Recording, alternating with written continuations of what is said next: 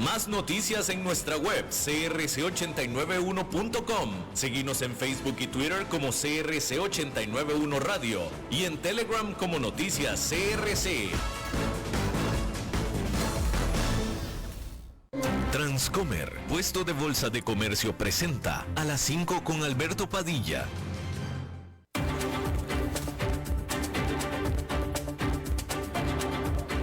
Inicia A las 5 con Alberto Padilla.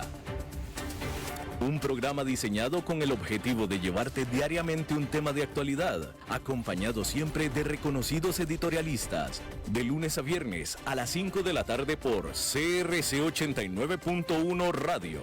A las 5 con Alberto Padilla. Hola, ¿qué tal? Saludos, bienvenidos a esta emisión de A las 5 con su servidor Alberto Padilla. Muchísimas gracias por estarnos acompañando. Gracias por estar ahí. Le mando cálidos saludos desde la señal y las instalaciones de CRC 89.1 Radio en San José, Costa Rica, desde donde estamos transmitiendo hasta el punto, en el tiempo y en el espacio en el que usted nos está escuchando, porque estamos saliendo en diferentes vías simultáneamente, por ejemplo en Facebook Live, en la página de este programa, A las 5 con Alberto Padilla. Estamos disponibles en el canal de YouTube de este programa. Estamos en podcast en las principales plataformas para ello, como Spotify, Apple Podcast, Google Podcast y otras 5 importantes más.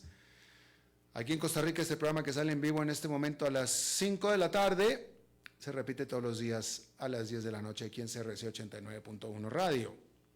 En esta ocasión me acompaña, al otro lado de los cristales, tratando de controlar los incontrolables, el señor David Guerrero y la producción general de este programa, siempre poderosa, desde Colombia, a cargo del señor Mauricio Sandoval. Hay que comenzar informándole, pues sobre esta noticia con la que amanecimos en esta parte del planeta, de los ataques que llevaron a cabo Estados Unidos y la Gran Bretaña en contra del grupo militante basado en Yemen, pero respaldado por Irán, los Houthis, los cuales habían estado atacando a barcos cargueros internacionales que estaban atravesando el Mar Rojo.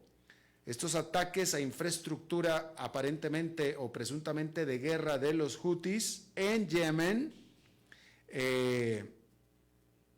hizo que este grupo prometiera que va a vengarse y los Houthis aseguraron que Estados Unidos pagará un alto precio por estos ataques. A este respecto, el presidente de Turquía, Recep Tayyip Erdogan, acusó a Estados Unidos y a la Gran Bretaña de intentar convertir al Mar Rojo en un mar de sangre, dijo. Pues eso dijo el presidente de Turquía. O sea que los Houthis, que estaban atacando a los barcos cargueros, que no tenían absolutamente nada que ver con nada, ellos no están intentando hacer el Mar Rojo un mar de sangre. Pero la Gran Bretaña y la Gran Bretaña y Estados Unidos sí. O déjeme lo pregunto de otra manera. Entonces, quiere decir, pregunto, de acuerdo al presidente de Turquía, que los ataques defensivos, no los voy a calificar, los ataques de Estados Unidos y la Gran Bretaña en contra de los Houthis que estaban atacando a los barcos que no tienen nada que ver, ¿son incorrectos? O sea, la pregunta es, ¿qué se supone que debería de hacer alguien al respecto? Si tenemos este grupo que está atacando barcos cargueros civiles, ¿qué se supone que se debe hacer? ¿Dejarlos actuar? O sea, porque Estados Unidos y la Gran Bretaña hicieron este ataque precisamente para evitar que los Houthis sigan atacando a barcos cargueros. O sea, ese es el propósito. Entonces, ¿qué se supone? ¿Que los Houthis debemos dejar a los Houthis que sigan atacando a los barcos? Porque por lo visto el presidente de Turquía no le gusta que alguien, que es Estados Unidos y la Gran Bretaña, hagan algo al respecto. Y entonces ahora él asegura el presidente de Turquía, que quien quiere convertir en mar de sangre el Mar Rojo es Estados Unidos y la Gran Bretaña, no los Houthis. No sé usted qué opina al respecto. Hay que decir que después de esto, los precios del petróleo subieron o saltaron un 4,3% esta mañana de viernes, sobrepasando los $80 el barril. Y bueno, este jueves, como le informamos, Sudáfrica acusó ante la Corte Judicial de las Naciones Unidas a Israel por genocidio. Bueno, este viernes llegó la defensa de Israel en la Corte Internacional de Justicia en contra de estos cargos de genocidio que se le acusa a realizar en Gaza. Israel afirmó que las pruebas presentadas por Sudáfrica este jueves, que el caso presentado por Sudáfrica este jueves en contra de Israel distorsiona la fotografía tanto factual como legal, dijo Israel, e ignora los ataques letales que jamás este grupo militante realizó sobre población civil dentro de Israel el 7 de octubre. Y por supuesto que Israel de manera vehemente niega los cargos y los señalamientos de Sudáfrica. Y el argumento principal de Israel es que este país Israel, peleando esta guerra única y exclusivamente en defensa propia. Obviamente hemos hablado ya mucho de esto, Anoche estaba escuchando a un experto de derechos humanos, de Harvard, es decir, alguien que, si alguien de Harvard habla, debe ser alguien que sabe lo que habla, ¿no? Aquí hemos hablado muchísimo acerca de que pues Israel, en su búsqueda de eliminar a militantes de Hamás, pues tiene que eliminar también, por consiguiente, a los civiles con los cuales cada militante de Hamás se rodea para protegerse. Y es que esa es la manera en la que los miembros de Hamás operan, insertados entre la población civil. Entonces, para matar a alguien de Hamás tienes que matar a los varios con los que él se rodea, civiles. Y bueno, esta entrevista que estaba escuchando yo anoche hablaba de este experto, donde él asegura que Israel, y también lo dijo el secretario de Estado Anthony Blinken de los Estados Unidos. Bueno, el entrevistado de anoche dijo que Israel definitivamente puede hacer mucho más para evitar un gran número de muertes civiles. Quizá no todas, pero sí un gran número. Es decir, básicamente este entrevistado lo que estaba diciendo es que Israel no está haciendo lo suficiente. Es decir, estaba diciendo que Israel pudiera hacer más por eliminar a los miembros de Hamás sin afectar en gran medida a la población civil. Eso es lo que decía este invitado, me pareció muy interesante. Anthony Blinken, el secretario de Estado de los Estados Unidos, él también dijo, en una declaración muy aguda pero certera, de que Israel, el ejército de Israel, es uno de los ejércitos más sofisticados del mundo y por tanto ciertamente tiene la capacidad de poder precisamente ir a atacar a los de Hamás sin realizar grandes matanzas civiles. Y eso lo dijo el propio secretario de Estado de los Estados Unidos. Entonces está el consenso de que Israel puede y debe hacer mucho más por proteger a la población civil y que no lo está haciendo simplemente porque no quiere. Así es que ahí lo tiene usted. Por cierto, antes de que se me olvide, lo publiqué aquí en la página de Facebook del programa, cambiando de tema, y en Twitter también, o en X,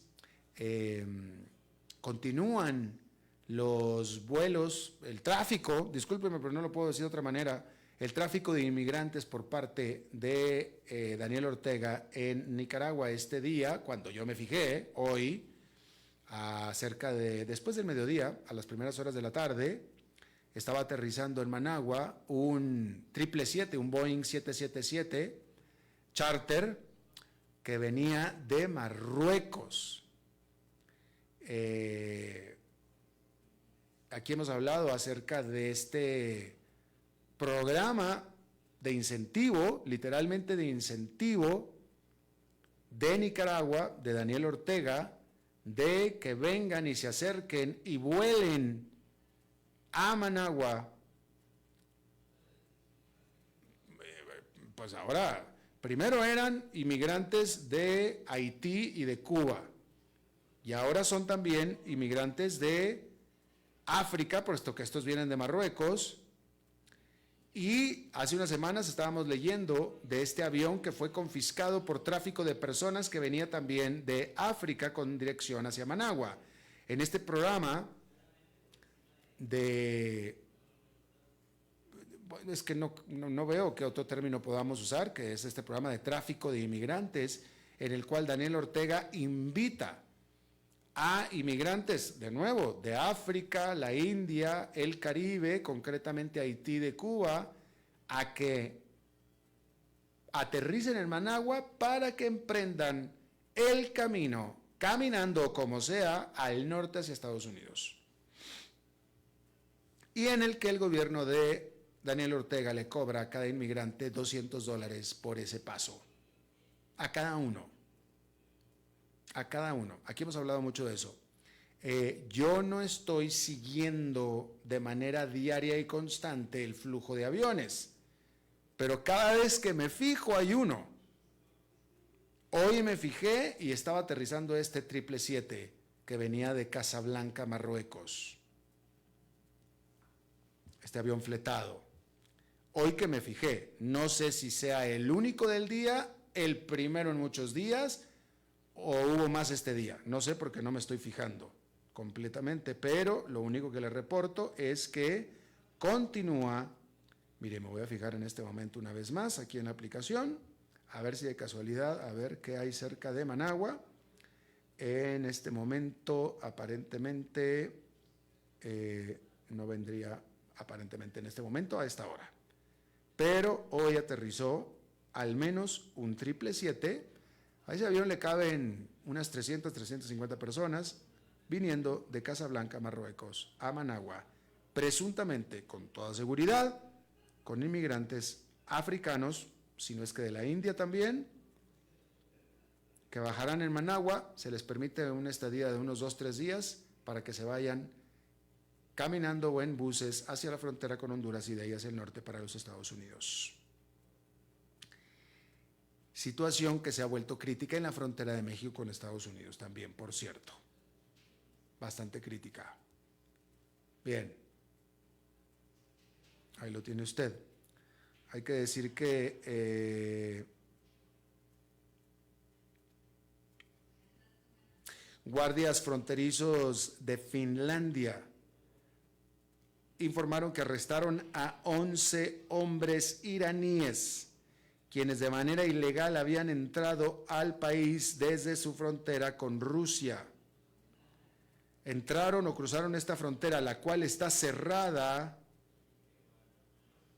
mediante caminar por un bosque muy denso que existe en esa zona fronteriza, y pidiendo asilo después de haber sido arrestados. Este incidente, por supuesto, lo único que hace es aumentar las tensiones entre Rusia y Finlandia, que acusa a Moscú de estar empujando a migrantes hacia esta frontera para desestabilizar a la Unión Europea. Y esto viene por la intención de Finlandia de unirse, bueno, por la decisión, porque ya sucedió, de unirse a la OTAN. El más grande productor de cobre del mundo, la chilena estatal Codelco, reportó una caída en su producción a su menor nivel en 25 años. Esta empresa estatal china, durante el año pasado, afrontó una serie de accidentes y de retrasos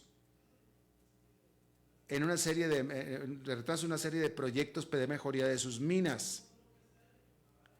El año pasado tomó la presidencia de esta empresa Rubén Alvarado y estaba esperando que estas reformas, pero específicamente una reforma a la gerencia de todo Codelco, ayude a revertir este comportamiento y estos resultados de la empresa.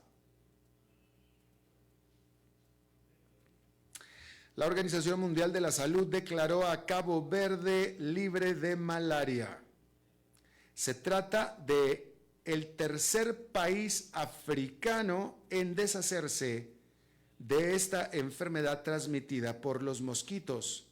Solamente después de las Islas Mauricio, que fue en 1973, y Algeria en el 2019.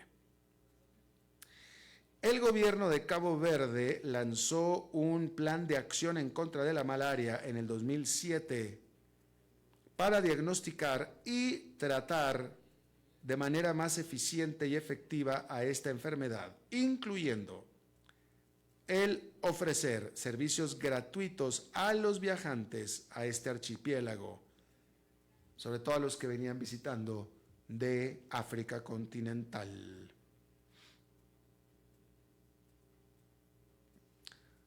Bueno, el que fuera el dictador de Surinam, Desi Bouterse, no se apareció para cumplir con su sentencia de 20 años de prisión, a la cual fue condenado después de un largo proceso de apelaciones y que le había tenido un mes para cumplir por su involucramiento en la matanza o en el asesinato de 15 opositores políticos en 1982. Hay que decir que Bouterse permanece siendo el presidente del Partido Nacional Democrático y este día se reportaron algunos simpatizantes para apoyarlo en solidaridad frente a su casa. Y se debió haber presentado hoy a reportarse en prisión para comenzar su sentencia. Y no solamente no se presentó, sino que no se sabe dónde está. Estamos hablando de Desi Bouterse, quien fuera el dictador de Surinam, que se desapareció. Y bueno, ahí está eso. Bueno, hay que hablar de China. China está, de la economía de China, la segunda economía más grande del mundo, que está pasando por una situación bastante particular, porque mientras que el mundo entero está tratando de luchar en contra de la inflación, China tiene justo el problema contrario, tiene deflación. La inflación es negativa, que tiene un problema también muy particular, eso no es bueno. Los precios del consumidor en China cayeron 0,3% anual durante diciembre, de acuerdo a las estadísticas oficiales que se liberaron este viernes. Y se espera que la deflación continúe durante los próximos meses como resultado de una débil demanda por parte del consumidor, desatada por un derrumbe en el mercado de bienes raíces nacional de China. Este viernes también se liberaron los datos sobre comercio y también ofrecen pues un buen barómetro sobre la actividad económica en la segunda economía más grande del mundo. Hay que decir que los exportadores chinos se están todavía recuperando del atorón que tuvieron después de la pandemia, sobre todo en lo que respecta a las ventas de bienes electrónicos. Sin embargo, se está reportando una recuperación del comercio exterior, porque las exportaciones subieron por un 2,3% anual en diciembre, siendo su aumento más sólido en 8 meses.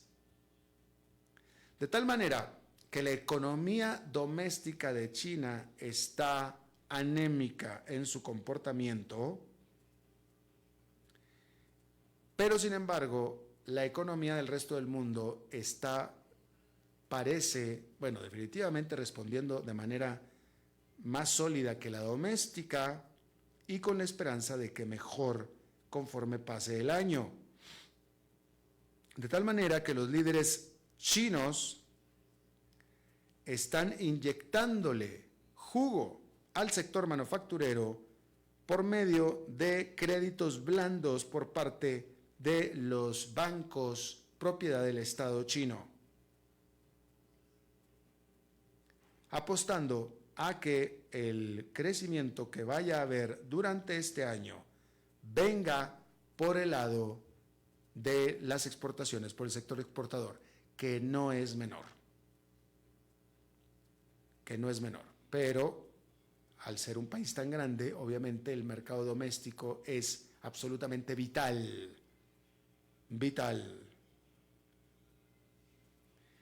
Y bueno, hablando de China, usted que es seguidor del fútbol, no como yo, porque yo no soy jugador, yo disfruto el fútbol, pero no soy seguidor, pero bueno, lo digo porque esta nota se la estoy leyendo, pero pues no para comentar con profundidad, porque yo lo último que sé es de fútbol. Y seguramente usted sabe mucho más que yo, entonces no vaya a pensar usted que yo estoy aquí jugando la de experto, porque no lo soy. Sin embargo, estábamos hablando de China porque si todo hubiera sido y salido como se planeó originalmente, los fanáticos del fútbol hubieran estado llenando los estadios de fútbol chinos en el 2023, porque se suponía que China iba a ser la sede de la Copa Asiática, que como su nombre lo indica, es este torneo regional asiático que se celebra cada 4 años. Sin embargo, los jugadores asiáticos en realidad ahora lo que van a tener que hacer es dar el inicio, la patada inicial, y lo hicieron ya este viernes en un estadio con aire acondicionado, lejos de China, más bien en Qatar, porque China renunció a su derecho de organizar los juegos, estos juegos asiáticos que le pertenecían y le tocaban, pero en el 2022 renunció a hacerlo después de que su política de COVID-0, con lo cual cerraron absolutamente toda actividad, pues causó retrasos insuperables en los preparativos para estos juegos, para esta copa. Y Qatar venía súper fresquita de ser la sede de la Copa Mundial y dijo, échamelos para acá, yo aquí los tengo. Y por tanto entonces este viernes comenzó la Copa Asiática en Qatar. Pero sin embargo hay que decir que este es tan solo el más reciente de los múltiples fracasos futbolísticos que ha tenido China. Primero que nada, oficiales ligados al fútbol chino han sido acusados de corrupción. Las estrellas internacionales chinas han tenido que volver a casa algunas veces sin que siquiera se les haya pagado lo que se les había prometido. Y el equipo nacional china de fútbol ha tenido un éxito prácticamente nulo. Hong Kong es el equipo de fútbol con el menor ranking de la Copa Asiática. Y solamente calificó por primera vez a la Copa, calificó, es la de más bajo ranking, pero calificó, obviamente, pero hasta abajo del ranking. Y la última vez que había entrado al ranking había sido en 1968. Y Hong Kong derrotó a China en un partido amistoso el 1 de enero. Y, de hecho, el líder chino Xi Jinping que se supone que es fanático del fútbol, que es conocido que es fanático del fútbol soccer, Xi Jinping, y que, pues como todo lo demás de Xi Jinping, quería que su país fuera una potencia futbolera mundial, o mejor dicho, una superpotencia futbolera mundial, al grado que incluso él, Xi Jinping, había publicado un plan de 50 puntos para mejorar el nivel de fútbol de China para el 2015, bueno, mejor dicho, en el 2015 presentó este plan, para mejorar el nivel futbolístico de China. Bueno, con todo y eso, Xi Jinping tuvo que admitir recientemente que cuando se le preguntó acerca del estándar de los jugadores chinos, él tuvo que decir, no estoy seguro. Y bueno, todo esto en el contexto de la Copa Asiática que se dio a cabo este viernes en Qatar y no en China. Bueno, quiero yo, pero espérame, déjeme, quiero mostrarle aquí el X59 que se presentó este día en Estados Unidos, pero quiero los detalles acerca de, aquí está. Bueno, hay que decirle que este viernes se presentó la NASA, la Agencia Espacial de los Estados Unidos, presentó el prototipo que se llama X-59 Quest, esta nave que será el próximo avión supersónico de pasajeros del mundo, desarrollado por la NASA.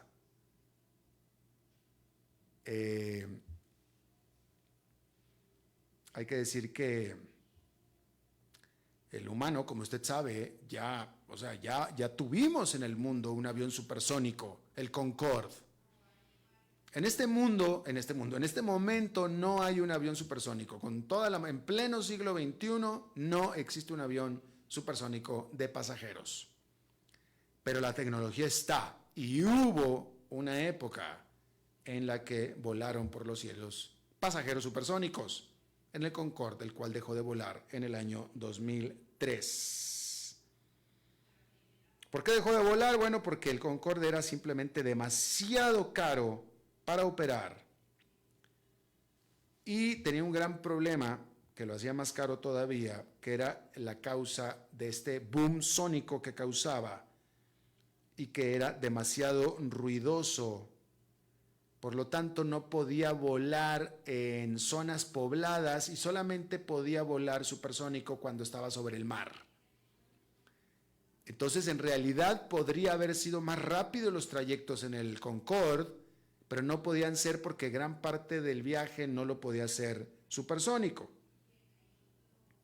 Y muchas rutas no las podía tampoco hacer, tenía que ser rutas sobre el agua, no sobre tierra, por ejemplo, etcétera, etcétera, ¿no? Bueno, pues este nuevo avión, el X-59, entre las cosas diferentes que tendrá el Concorde es que será un poco más lento que el Concorde, un poquito más lento, porque la velocidad de crucero del X-59 será de Mach 1.4, que es aproximadamente 1.500 kilómetros por hora. El Concorde volaba a Mach 2, más rápido que 1.500 kilómetros por hora, mucho más. Sin embargo, también tiene una tecnología supersónica callada que se le conoce, con lo cual supuestamente produce no un boom supersónico, sino se le conoce como no un boom, sino como un golpe. Es la mejor manera en que lo puedo traducir, porque en inglés es un thump supersónico, un golpe, no un boom, pero un golpe. pero el que definitivamente es menos molesto para los que están en tierra. Se pretende que los primeros vuelos de prueba comiencen más tarde este mismo año. Y la NASA, pero es interesante que sea la NASA, una agencia espacial gubernamental, la que esté desarrollando este avión y que sea la que vaya a revivir los vuelos supersónicos en el mundo. Sin embargo, hay otra firma privada en Estados Unidos también que se llama Boom Supersonic, casualmente, que también está esperando hacer los primeros vuelos de prueba de su prototipo en los próximos meses. Es un asunto de hacer la tecnología costeable, viable, porque volar supersónico ya existe, ya se puede. Lo que pasa es que no ha sido costeable, ¿sí? Bien, de manera rápida, déjeme le comento que hablando de la economía de los Estados Unidos, la cantidad de cuentas sin pagar de tarjetas de crédito de los estadounidenses ya sobrepasó los niveles prepandémicos. Prepandémicos. ¿Qué significa esto? Acuérdense que cada habitante de los Estados Unidos recibió ayuda, lo que se le conoce en Estados Unidos como estímulo económico, importante durante los meses de la pandemia. Muy importante, recibieron 3 cheques por varios miles de dólares cada uno de los habitantes de Estados Unidos. Por lo tanto, tuvieron muchísimo dinero para gastar y así se explica el crecimiento económico tan importante que se dio pospandémico en los Estados Unidos. Bueno, ya ha habido varias evidencias en el sentido de que los estadounidenses ya se volaron toda esta plata, se la volaron toda, siguieron consumiendo con sus tarjetas de crédito y ahora estas tarjetas de crédito han estado dejándolas de pagar. De tal manera que todas las medidas de impago de tarjetas de crédito, que son 30, 60 y 90 días de retraso de pago, subieron durante el tercer trimestre del año pasado, sobrepasando los índices prepandémicos por primera vez de acuerdo a este reporte que liberó la Reserva Federal de los Estados Unidos. Y bueno, este es un problema, ¿va? Es un problema para el consumidor estadounidense y es un problema para los bancos, definitivamente. La Reserva Federal encontró que el 3,19% de los balances de tarjeta de crédito, 3,19%, estaban retrasados por 30 días. Esto es arriba que un 2,76% que el trimestre anterior. El 2,21% de los balances a 60 días o más estaban impagos, arriba del 1,91% del trimestre anterior, y el 1,52% estaban en 90 días o más, y este es un aumento respecto del 1,32%. Así es que todavía estamos hablando de cifras de un solo dígito. No es una cifra alarmante, todavía me parece a mí. Aquí estoy haciendo un juicio yo. Estamos hablando de, bueno, entre todas son, estamos hablando de 3, 4, 5, 6, un 7, 8%. Menos del 10% de todos los balances de tarjeta de crédito están al menos 30 días retrasados. Me parece, yo no soy banco para estar valorando esto, pero me parece que no está tan mal. Pero el punto es que estamos en los niveles prepandémicos y eso no es bueno. Así es que decía aquí que para el tercer trimestre del año pasado el 33,18% de todas las cuentas de tarjeta de crédito pagaron sus balances por completo. Y esta es la menor cantidad registrada desde el cuarto trimestre del 2020. Así es que ahí tiene usted ese dato. No me parece que estemos hablando de cifras tan malas, pero el punto es que están subiendo. Vamos a hacer una pausa y regresamos con nuestra entrevista de hoy. A las 5 con Alberto Padilla, por CRC 89.1 Radio. Ok, ya te has reído con nosotros, has aprendido con nosotros y nos hemos conocido más. Pero es hora de ponernos serios. El mejor momento para invertir fue hace 10 años y el segundo mejor momento para hacerlo es hoy. Entra a transcomer.com, convertite en un inversionista y transforma tu destino.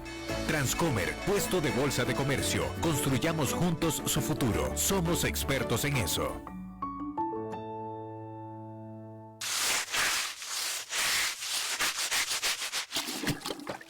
¿Están cansados de limpiar tanto el piso de su casa? No sufran más. Cambien esta cerámica con porcelanatos pulidos antibacteriales y súper fáciles de limpiar. En Porcerámica, número 1 en porcelanatos.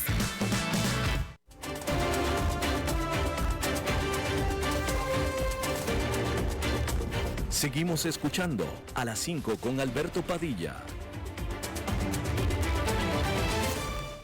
Gracias por continuar con nosotros. Esta semana, el miércoles concretamente, el 10 de enero, Javier Milei cumplió un mes como presidente de Argentina. En ese mes, Javier Milei, en teoría, ha presentado importantes propuestas de reformas para tratar de enderezar a la economía de este país. La última vez que hablamos sobre Javier Milei, sobre Argentina, hablamos con nuestro buen amigo Claudio Zucovicki. Le agradezco muchísimo que haya aceptado de nuevo hablar con nosotros. Claudio es director de la Bolsa de Comercio de Buenos Aires y secretario de la Federación Iberoamericana de Bolsas, pero más importante, es amigo personal mío y amigo de este programa, amigo de ustedes. Claudio, te saludo con mucho gusto. Qué lindo saludarte, Alberto. Gracias, igualmente. Bueno, antes que nada, hay que reportar que, de acuerdo a lo que vimos, la inflación que registró Argentina en diciembre fue de 211,4% anual a diciembre. Es decir, que la inflación de todo el 2023 fue de 211%. ¿Es así, Claudio? Sí, tal cual. Eso para que veas que somos un país divertido. Y la de diciembre específicamente, la más alta en 30 años, que fue del 25,5%. Algo que los argentinos veníamos viviendo y ya lo sentimos en el bolsillo día a día. Por eso pasó a ser, si querés, el principal objetivo en su plan de gobierno es tratar de disminuirla porque es muy difícil convivir con este tipo de inflación. O sea, solamente en diciembre los precios subieron un 25%. Sí, la primera semana de enero, porque ya en el fondo es un dato viejo porque ya lo vivimos, la primera semana de enero dio 3,1, más o menos. Una semana 3,1 de inflación, que es lo que tiene Estados Unidos en un año, ¿no? Claro, por supuesto. Bien, ahora, ¿qué nos puedes decir de balance del desempeño de la gestión de Javier Milei en un mes, específicamente de las propuestas presentadas, su efecto y su eficacia? Bueno, recién arranca, muy rápido para juzgar, sí está cumpliendo lo que dijo, no está haciendo algo distinto a lo que dijo. Él ganó diciendo que iba a hacer un ajuste fenomenal y lo está haciendo, pero puso quizás la forma sí es muy cuestionada, sobre todo por todos los constitucionalistas. Propuso un decreto para desregular abruptamente la economía, a mi criterio, empoderando al consumidor por encima de un par de empresas y un par de corporaciones políticas y sindicales, y estamos en presencia de esa discusión. Gente que gana derechos y gente que pierde derechos, y cada uno cuidando sus intereses. Por otro lado, una reforma fiscal muy importante, fue la primera medida que hasta ahora cuenta con el beneplácito de los mercados y del Fondo Monetario, que respaldó con más dinero, no con más dinero, sino reviviendo el crédito anterior que tenía y otorgando dinero para que Argentina pase este verano, nuestro verano. Y lo que dijo es, esencialmente, y de esto tú conoces mucho, que es eliminar el déficit fiscal de cuajo, para que Argentina no tenga que emitir más dinero, y al no emitir más dinero es el mejor ancla inflacionaria, que es el peor impuesto que pagan todos los argentinos hoy. Y por cierto, con una suba de impuestos a las importaciones y a las exportaciones y con una baja del gasto público, en principio la promesa que en el 2024 Argentina no va a tener más déficit fiscal. El mercado diría que le creyó en primera medida y reaccionaron favorablemente, tanto en la cotización de la moneda, del dólar en Argentina, como en los mercados financieros. Tanto acciones como bonos recuperaron algo de valor. Así que, nada, recién empieza y está en juego esa credibilidad. Si los argentinos le creen y actúan en consecuencia, significa que, por ejemplo, un empresario o un comerciante pone lista de precios, deja de subirlos, empieza a competir. Bueno, es probable que en 3-4 meses empecemos a ver los resultados y ahí hablaremos de nuevo si realmente el mercado les creyó. Y si no le creen, ahí los empresarios no ponen precio, nadie quiere vender, nos cubriríamos comprando más tipo de cambio. Bueno, ahí estaríamos coqueteando de nuevo con una hiperinflación. Y en eso estamos en el mes donde se juzga su credibilidad. No solo en lo que está haciendo, sino en que pueda ejecutar lo que está haciendo. Perdón lo extenso de la respuesta. No, de ninguna manera. Ahora, Claudio, Milei, él advirtió de medidas de choque, que tenía que ver con medidas de choque, y él habló de que estas medidas de choque iban a causar más dolor a la población en el corto plazo, pero para después subir. En América Latina conocemos las medidas de choque, porque todos los países de América Latina pasamos por un proceso de reformas importantes, etcétera. Pero estas medidas de choque típicamente implicaban grandes pérdidas de empleo, despidos, saltos en las tasas de interés, cosas así, ¿no? Medidas de choque. Choque significa un golpe duro. ¿Está sucediendo eso en este momento en Argentina? Sucedió. Mi frase de cabecera en finanzas es que el mercado castiga los consensos. Si todo el mundo cree que algo va a pasar, ya pasó, porque ya se cubrieron. Argentina tiene hoy el salario más bajo de América Latina. Argentina hoy tiene el mayor número de inflación de América Latina, de todo el mundo diría. Superó a Venezuela este mes. Sí. Argentina tiene la jubilación más barata de toda la región. Argentina tiene un nivel de pobreza quizás una de las más altas. Con lo cual, todo eso a que le teníamos miedo es lo que viene pasando en los últimos 3 o 4 años. De hecho, yo creo que ganó, porque la gente se cansó de vivir como estaba viviendo. El problema no era el miedo a lo que va a pasar, sino que ya estaba pasando. La Argentina viene perdiendo calidad de vida hace muchísimos años. Yo creo que si no hacíamos nada, yo entiendo la pregunta del shock, gradualismo. Voy a replicar un ejemplo de un economista israelí que se llama Dan Ariely, que me encanta y recomiendo mucho leerlo o verlo. Si te pregunto, Alberto, a ti, si te tienes que sacar una banda elástica, una curita, no sé cómo dicen ahí en Costa Rica, pero si te tienes que sacar una banda elástica, ¿se dice las que te cubren una herida? Una curita, sí. Una curita. Si te la tienes que sacar, ¿prefieres sacártela rápido, dolor intenso, poco tiempo, o prefieres sacártela lento, dolor soportable, mucho tiempo? ¿Qué prefieres? Rápido, vámonos. Bueno, eso es lo que dijo la población argentina. Él dijo que lo iba a hacer y la gente dijo, bueno, basta, hagámoslo. Hay que hacer el ajuste, hagámoslo.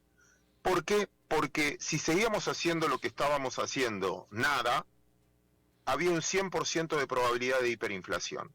Con lo que está haciendo Milei, hay un 50% de probabilidad de que esto suceda, que no lo pueda evitar, porque la gente puede no creerle o no soportar el cambio cultural, y un 50% de probabilidad de que lo solucione. Y yo creo que prefiero vivir en un escenario donde tengo 50 y 50% de probabilidad que 100% seguro que íbamos a fracasar. Por eso me parece que ese miedo al ajuste y todo es lo que Argentina viene viviendo hace bastante tiempo. Por eso yo tengo una luz de esperanza, y hay otro punto también. Viste que él siempre habla de la fuerza del cielo, no sé si lo escuchaste hablar alguna vez. Ajá. Sí. Bueno, vos sabés que se está dando algo que yo pocas veces vi, que las fuerzas del cielo, el contexto internacional, juega como muy pocas veces vi jugar para América Latina y para Argentina en particular. Primero, la tasa de interés en Estados Unidos bajando. Segundo, sequía en Brasil, con lo cual tenemos muy buenos precios de las materias primas, con muy buena cosecha en Argentina, con lo cual el próximo año Argentina puede llegar a tener un superávit comercial enorme, muy buenos precios y muy buena cantidad.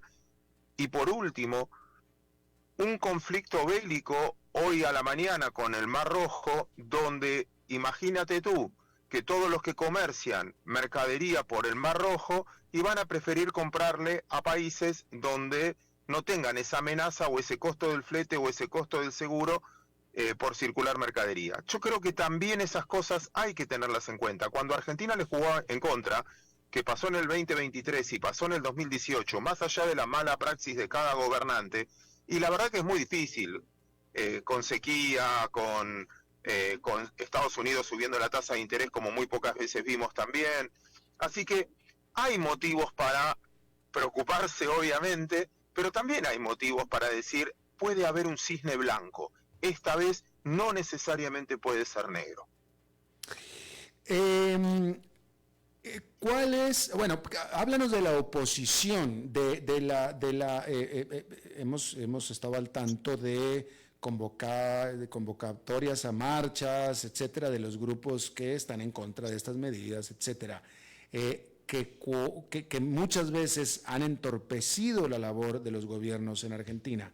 ¿Qué hay de eso en estos momentos? Que es verdad, pero son las reglas del juego de la democracia. Creo que pasa en todos los países.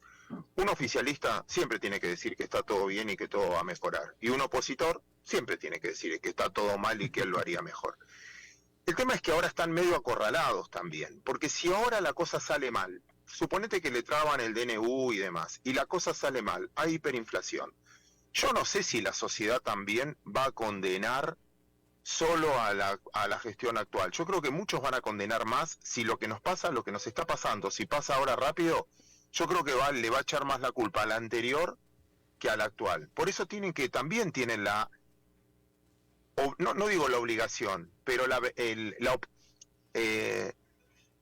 por egoísmo, por conveniencia, también les conviene que esto en el corto plazo funcione bien. O por lo menos, es como que yo te diga a vos, Alberto, me asocio contigo en la radio y te digo, déjame hacer cambios. Y si tú me dices que sí, a partir de ahora es culpa mía si funciono mal, porque vos me dijiste hacer lo que quieras y me dejaste hacer y me salió mal. Ahora, si me decís no, y si el programa no mejora, es culpa tuya, vos no me dejaste hacer los cambios. Entonces yo creo que la oposición también grita porque es su deber, porque tiene que marcar la diferencia, pero también en este caso es rehén de que la cosa salga bien. Pero repito, prefiero que haya esta discusión política en democracia, que es lo que tiene Argentina, y no en otros lados que se hacen a la fuerza, ¿no? Claro.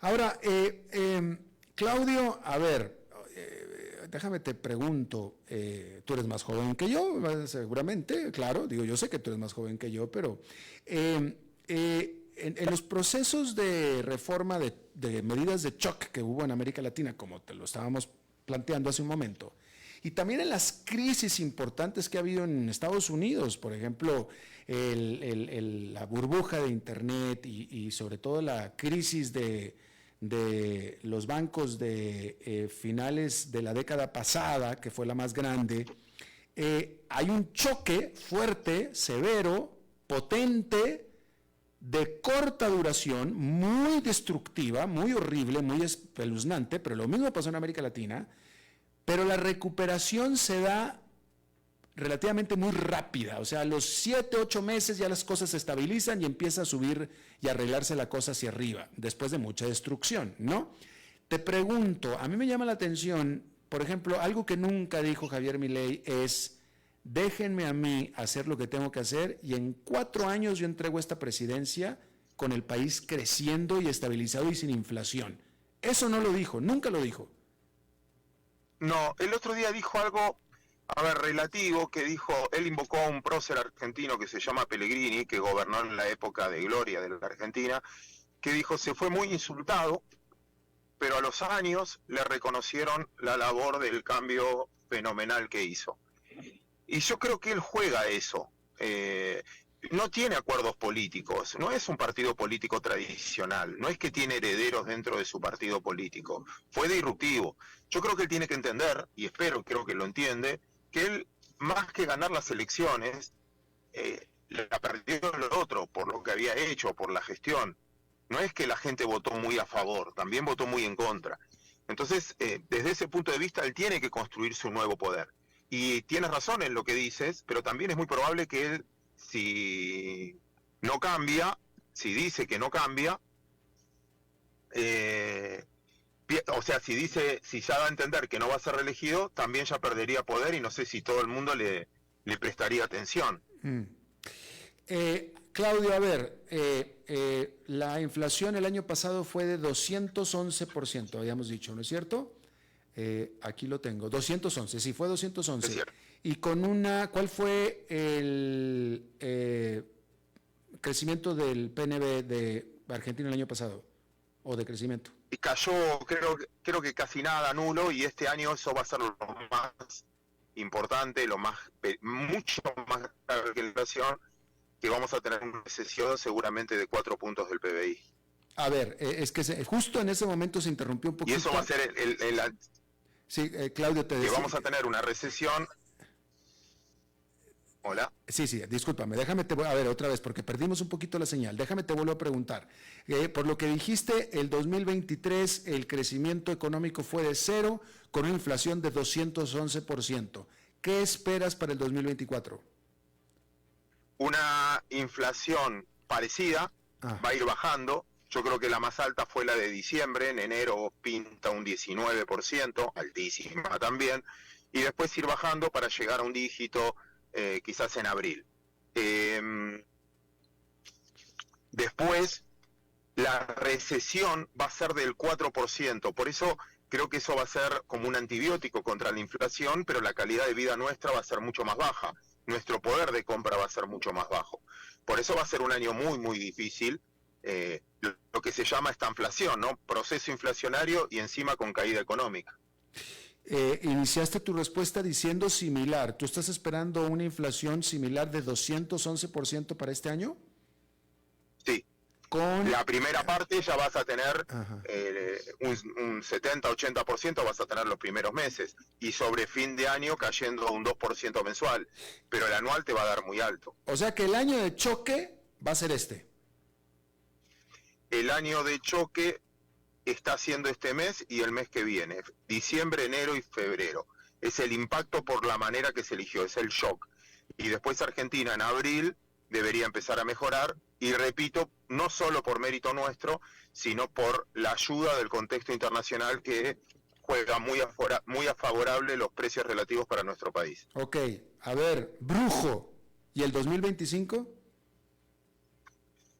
Y ahí es una expresión de deseo. A mí me gustan los mercados y es una... Yo también me puedo equivocar en confundir lo que quiero que pase. Yo tengo fe en que Argentina tiene una oportunidad enorme. Somos muy baratos para lo que ofrecemos. Y todos los países tienen muchos problemas políticos, económicos, sociales. Creo que Argentina tiene una oportunidad. Ojalá que pueda dar esta batalla. Te diría que es un cambio cultural muy fuerte, ¿no? De vivir de la dádiva del Estado a vivir de la libertad y de la independencia. Si lo logramos, la verdad que yo creo mucho en eso. ¿Qué tan bueno es este momento Argentina para un extranjero para visitar? Y no es tan barato como la última vez que viniste. Está un poquito más caro. Pero bueno, nada, comparado con otros países, la verdad que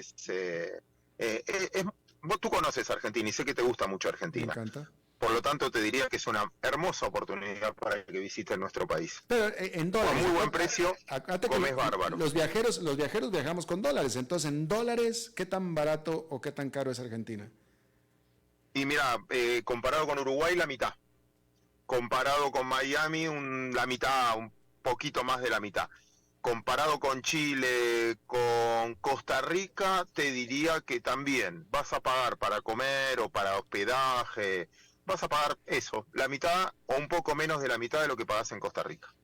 Bueno, pues ahí está para los. Yo siempre a todo mundo que esté escuchando le recomiendo siempre visitar Argentina. Buenos Aires es una de las grandes capitales del mundo y si está a la mitad de precio de muchos de los países, absolutamente vayan a visitar. Y a mí siempre los argentinos me han encantado, me parecen una sociedad espectacular y muy divertida. Mi querido Claudio Zukovicki, director de la Bolsa de Comercio de Buenos Aires, te agradezco muchísimo tu excelente disposición a charlar con nosotros. Al contrario, un honor. Abrazo grande. Buen fin de semana, gracias. Bueno, pues eso es todo lo que tenemos por esta emisión y por esta primera semana del año de A las 5 con su servidor Alberto Padilla. Muchísimas gracias por habernos acompañado. Espero que termine su día en buena nota, en buen tono, que tenga buen fin de semana y nosotros nos reencontramos en la próxima. Que la pase muy bien. A las 5 con Alberto Padilla fue traído a ustedes por Transcomer, puesto de bolsa de